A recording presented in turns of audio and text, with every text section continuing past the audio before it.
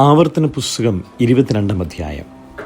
സഹോദരന്റെ കാളയോ ആടോ തെറ്റി ഉഴലുന്നത് നീ കണ്ടാൽ അതിനെ വിട്ട് ഒഴിഞ്ഞുകളയാതെ സഹോദരന്റെ അടുക്കൽ എത്തിച്ചു കൊടുക്കണം. സഹോദരൻ നിനക്ക് സമീപസ്ഥനല്ല, നീ അവനെ അറിയുകയില്ല എന്ന് വരികിൽ അതിനെ നിന്റെ വീട്ടിൽ കൊണ്ടുപോകണം. സഹോദരൻ അതിനെ അന്വേഷിച്ചു വരും വരെ അത് നിന്റെ അടുക്കൽ ഇരിക്കണം. പിന്നെ അവന് മടക്കി കൊടുക്കണം. അങ്ങനെ തന്നെ അവൻ്റെ കഴുതയോ വസ്ത്രത്തിൻ്റെയും സഹോദരൻ്റെ പക്കൽ നിന്നും കാണാതെ പോയിട്ട് നീ കണ്ടെത്തിയ ഏതൊരു വസ്തുവിൻ്റെയും കാര്യത്തിൽ ചെയ്യണം. നീ ഒഴിഞ്ഞു കളയേണ്ടതല്ല. സഹോദരൻ്റെ കഴുതയോ കാളയോ വഴിയിൽ വീണ് കിടക്കുന്നത് നീ കണ്ടാൽ വിട്ടൊഴിഞ്ഞു കളയാതെ അതിനെ എഴുന്നേൽപ്പിപ്പാൻ അവനെ സഹായിക്കണം. പുരുഷന്റെ വസ്ത്രം സ്ത്രീയും സ്ത്രീയുടെ വസ്ത്രം പുരുഷനും ധരിക്കരുത്.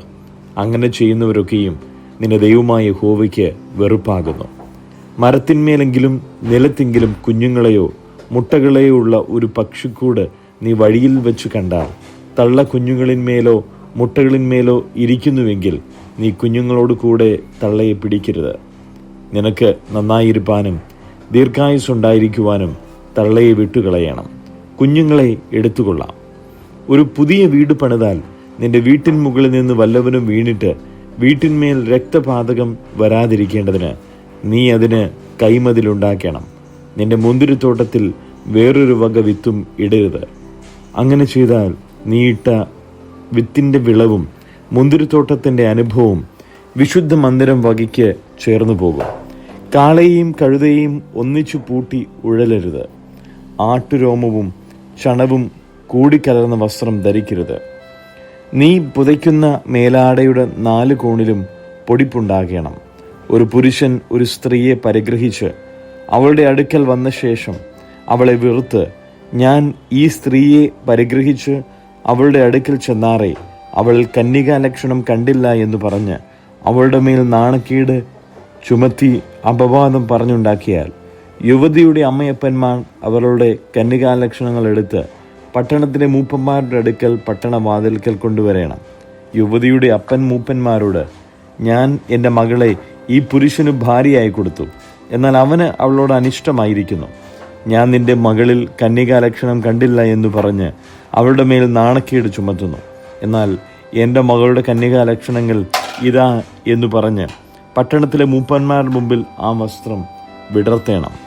അപ്പോൾ പട്ടണത്തിലെ മൂപ്പന്മാർ ആ പുരുഷനെ പിടിച്ച് ശിക്ഷിക്കണം. അവൻ ഇസ്രയേലിൽ ഒരു കന്യകയുടെ മേൽ അപവാദം പറഞ്ഞുണ്ടാക്കിയതിനാൽ അവർ അവനെ കൊണ്ട് 100 വെള്ളിക്കാശ് പിഴ ചെയ്യിച്ച് യുവതിയുടെ അപ്പന് കൊടുക്കണം. അവൾ അവന് തന്നെ ഭാര്യയായിരിക്കണം. അവന് തൻ്റെ ആയുഷ്കാലത്തൊരിക്കലും അവളെ ഉപേക്ഷിച്ചുകൂടാ. എന്നാൽ യുവതിയിൽ കന്യകാലക്ഷണം കണ്ടില്ല എന്നുള്ള വാക്ക് സത്യമായിരുന്ന അവർ യുവതിയെ അവളുടെ അപ്പൻ്റെ വീട്ടുവാതിൽക്കൽ കൊണ്ടുപോയി അവൾ ഇസ്രയേലിൽ വഷളത്വം പ്രവർത്തിച്ച് അപ്പൻ്റെ വീട്ടിൽ വെച്ച് വേശ്യാദോഷം ചെയ്യുകൊണ്ട് അവളുടെ പട്ടണക്കാൾ അവളെ കല്ലെറിഞ്ഞു കൊല്ലണം. ഇങ്ങനെ നിങ്ങളുടെ ഇടയിൽ നിന്ന് ദോഷം നീക്കിക്കളയണം. ഒരു പുരുഷന്റെ ഭാര്യയായ സ്ത്രീയോടുകൂടെ ഒരുത്തൻ ക്ഷയിക്കുന്നത് കണ്ടാൽ സ്ത്രീയോടുകൂടെ ക്ഷയിച്ച പുരുഷനും സ്ത്രീയും ഇരുവരും മരണശിക്ഷ അനുഭവിക്കണം. ഇങ്ങനെ ഇസ്രയേലിൽ നിന്ന് ദോഷം നീക്കിക്കളയണം. വിവാഹ നിശ്ചയം കഴിഞ്ഞിരിക്കുന്ന കന്യകയായ ഒരു യുവതിയെ ഒരുത്തൻ പട്ടണത്തിൽ വെച്ച് കണ്ട് അവളോടുകൂടെ ക്ഷയിച്ചാൽ യുവതി പട്ടണത്തിലായിരുന്നിട്ടും നിലവിളിക്കായകൊണ്ട് പുരുഷന്റെ കൂട്ടുകാരൻ്റെ ഭാര്യയ്ക്ക് പോരായ്ക വരുത്തിയതുകൊണ്ട് നിങ്ങൾ അവരെ ഇരുവരെയും പട്ടണവാതിൽക്കൽ കൊണ്ടുവന്ന് കല്ലെറിഞ്ഞു കൊല്ലണം. ഇങ്ങനെ നിങ്ങളുടെ ഇടയിൽ നിന്ന് ദോഷം നീക്കിക്കളയണം. എന്നാൽ വിവാഹ നിശ്ചയം കഴിഞ്ഞിരിക്കുന്ന ഒരു യുവതിയെ ഒരുത്തൻ വയലിൽ വെച്ച് കണ്ട് ബലാത്കാരം ചെയ്ത് അവളോടുകൂടെ ക്ഷയിച്ചാൽ പുരുഷൻ മാത്രം മരണശിക്ഷ അനുഭവിക്കണം. യുവതിയോടോ ഒന്നും ചെയ്യരുത്. അവൾക്ക് മരണയോഗ്യമായ പാപമില്ല. ഒരുത്തൻ കൂട്ടുകാരൻ്റെ നേരെ കയർത്ത് അവനെ കൊല്ലുന്നതുപോലെ എത്രേ ഈ കാര്യം. വയലിൽ വെച്ചല്ലോ അവൻ അവളെ കണ്ടെത്തിയത്. യുവതി നിലവിളിച്ചാലും അവളെ രക്ഷിപ്പാൻ ആളില്ലായിരുന്നു. വിവാഹ നിശ്ചയം കഴിയാത്ത കന്യകയായ ഒരു യുവതിയെ ഒരുത്തൻ കണ്ട് അവളെ പിടിച്ച് അവളോടുകൂടെ ക്ഷയിക്കുകയും അവരെ കണ്ടുപിടിക്കുകയും ചെയ്താൽ അവളോടുകൂടെ ക്ഷയിച്ച പുരുഷൻ യുവതിയുടെ അപ്പന് 50 വെള്ളിക്കാശ് കൊടുക്കണം. അവൾ അവൻ്റെ ഭാര്യയാകുകയും വേണം. അവൻ അവൾക്ക് പോരായ്ക വരുത്തിയല്ലോ. അവന് തൻ്റെ ആയുഷ്കാലത്തൊരിക്കലും അവളെ ഉപേക്ഷിച്ചുകൂടാ. അപ്പൻ്റെ ഭാര്യയെ ആരും പരിഗ്രഹിക്കരുത്. അപ്പൻ്റെ വസ്ത്രം നീക്കുകയും അരുത്. കീർത്തനങ്ങൾ 132. യഹോവേ, ദാവീദിനെയും അവൻ്റെ സകല കഷ്ടതയും ഓർക്കണമേ. അവൻ യഹോവയോട് സത്യം ചെയ്ത് യാക്കോബിൻ്റെ വല്ലഭന് നേർന്നത് എന്തെന്നാൽ, ഞാൻ യഹോവയ്ക്കൊരു സ്ഥലം, യാക്കോബിൻ്റെ വല്ലഭനൊരു നിവാസം കണ്ടെത്തും വരെ ഞാൻ എൻ്റെ കൂടാര വീട്ടിൽ കിടക്കുകയില്ല, എൻ്റെ ശയ്യമേൽ കയറി കിടക്കുകയുമില്ല. ഞാൻ എൻ്റെ കണ്ണിന് ഉറക്കവും എൻ്റെ കൺപോളയ്ക്ക് മയക്കവും കൊടുക്കുകയില്ല. നാം എഫ്രാത്തയിൽ അതിനെക്കുറിച്ച് കേട്ട് വനപ്രദേശത്ത് അതിനെ കണ്ടെത്തിയല്ലോ. നാം അവൻ്റെ തിരുനിവാസത്തിലേക്ക് ചെന്ന് അവൻ്റെ പാദപീഠത്തിങ്കൽ നമസ്കരിക്കുക. യഹോവേ, നീ നിന്റെ ബലത്തിൻ്റെ പെട്ടകവുമായി നിന്റെ വിശ്രാമത്തിലേക്ക് എഴുന്നള്ളണമേ. നിന്റെ പുരോഹിതന്മാർ നീതി ധരിക്കുകയും നിന്റെ ഭക്തന്മാർ ഘോഷിച്ചുല്ലസിക്കുകയും ചെയ്യട്ടെ. നിന്റെ ദാസനായ ദാവീദിൻ നിമിത്തം നിന്റെ അഭിഷിക്തന്റെ മുഖത്തെ തിരിച്ചു കളയരുതേ. ഞാൻ നിന്റെ ഉദരഫലത്തെ നിന്റെ സിംഹാസനത്തിൽ ഇരുത്തുമെന്നും നിന്റെ മക്കൾ എൻ്റെ നിയമത്തെയും ഞാൻ അവർക്ക് ഉപദേശിച്ച സാക്ഷ്യത്തെയും പ്രമാണിക്കുമെങ്കിൽ അവരുടെ മക്കളും എന്നേക്കും നിന്റെ സിംഹാസനത്തിൽ ഇരിക്കും എന്ന് യഹോവ ദാവീദിനോട് ആണയിട്ട് സത്യം. അവൻ അതിൽ നിന്ന് മാറുകയില്ല. യഹോവ സിയോനെ തിരഞ്ഞെടുക്കുകയും അതിനെ തൻ്റെ വാസസ്ഥലമായി ഇച്ഛിക്കുകയും ചെയ്തു. അതെന്നേക്കും എൻ്റെ വിശ്രാമമാകുന്നു. ഞാൻ അതിനെ ഇച്ഛിച്ചിരിക്കിയാൽ ഞാൻ അവിടെ വസിക്കും. അതിലെ ആഹാരം ഞാൻ സമൃദ്ധിയായി അനുഗ്രഹിക്കും. അതിലെ ദരിദ്രന്മാർക്ക് അപ്പം കൊണ്ട് തൃപ്തി വരുത്തും. അതിലെ പുരോഹിതന്മാരെയും രക്ഷ ധരിപ്പിക്കും. അതിലെ ഭക്തന്മാർ ഘോഷിച്ചുല്ലസിക്കും. അവിടെ ഞാൻ ദാവീദിനൊരു കൊമ്പ് മുളപ്പിക്കും. എൻ്റെ അഭിഷിക്തന് ഒരു ദീപം ഒരുക്കിയിട്ടുമുണ്ട്. ഞാൻ അവൻ്റെ ശത്രുക്കളെ ലജ്ജ ധരിപ്പിക്കും. അവൻ്റെ തലയിലോ കിരീടം ശോഭിക്കും. അപ്പോസ്തലപ്രവൃത്തികൾ 20-ാം അധ്യായം. കലഹം ശമിച്ച ശേഷം പൗലോസ് ശിഷ്യന്മാരെ കൂട്ടിവരുത്തി പ്രബോധിപ്പിച്ചിട്ട് യാത്ര പറഞ്ഞ് മക്കെദോന്യയ്ക്ക് പുറപ്പെട്ടു പോയി. ആ പ്രദേശങ്ങളിൽ കൂടി സഞ്ചരിച്ച് അവരെ ഏറിയൊന്ന് പ്രബോധിപ്പിച്ചിട്ട് യവനദേശത്തെത്തി. അവിടെ 3 മാസം കഴിച്ചിട്ട് സുറിയയ്ക്ക് കപ്പൽ കയറി പോകുവാൻ ഭാവിക്കുമ്പോൾ യഹൂദന്മാർ അവൻ്റെ നേരെ കൂട്ടുകെട്ട് ഉണ്ടാക്കുകയാൽ മക്കെദോന്യ വഴിയായി മടങ്ങിപ്പോകുവാൻ നിശ്ചയിച്ചു. ബെറോവയിലെ പുറോസിന്റെ മകൻ സൊബസ്ത്രോസും തെസ്സലോനിക്കരായ അരിസ്തർഹോസും സെക്കുന്തോസും തെർബക്കാരനായ ഗായോസും തിമോത്തിയോസും ആസിക്കാരായ തുഹിക്കോസും ത്രൊഫിമോസും ആസ്യ വരെ അവനോടുകൂടെ പോയി. അവർ മുമ്പേ പോയി ത്രോവാസിൽ ഞങ്ങൾക്കായി കാത്തിരുന്നു. ഞങ്ങളോ പുളിപ്പില്ലാത്ത അപ്പത്തിൻ്റെ പെരുന്നാൾ കഴിഞ്ഞിട്ട് ഫിലിപ്പിയിൽ നിന്ന് കപ്പൽ കയറി 5 ദിവസം കൊണ്ട് ത്രോവാസിൽ അവരുടെ അടുക്കലെത്തി 7 ദിവസം അവിടെ പാർത്തു. ആഴ്ചവട്ടത്തിന് 1-ാം ദിവസത്തിൽ ഞങ്ങൾ അപ്പം നുറുക്കുവാൻ കൂടി വന്നപ്പോൾ പൗലോസ് പിറ്റന്നാൾ പുറപ്പെടുവാൻ ഭാവിച്ചതുകൊണ്ട് അവരോട് സംഭാഷിച്ച് പാതിര വരെയും പ്രസംഗം നീട്ടി. ഞങ്ങൾ കൂടിയിരുന്ന മാളികയിൽ വളരെ വിളക്കുണ്ടായിരുന്നു. അവിടെ യൂത്തിക്കോസ് എന്ന യൗവനക്കാരൻ കിളിവാതിൽക്കലിരുന്ന് ഗാഠനിദ്ര പിടിച്ചു. പൗലോസ് വളരെ നേരം സംഭാഷിക്കയാൽ നിദ്രാവശനായി 3-ാം തട്ടിൽ നിന്ന് താഴെ വീണു. അവനെ മരിച്ചവനായി എടുത്തുകൊണ്ടുപോയി. പൗലോസ് ഇറങ്ങിച്ചെന്ന് അവൻ്റെ മേൽ വീണ് തഴുകി, ഭ്രമിക്കേണ്ട, അവൻ്റെ പ്രാണൻ അവനിലുണ്ട് എന്ന് പറഞ്ഞു. പിന്നെ അവൻ കയറി ചെന്ന് അപ്പം നുറുക്കത്തിന് പുലരുവോളം സംഭാഷിച്ച് പുറപ്പെട്ടു പോയി.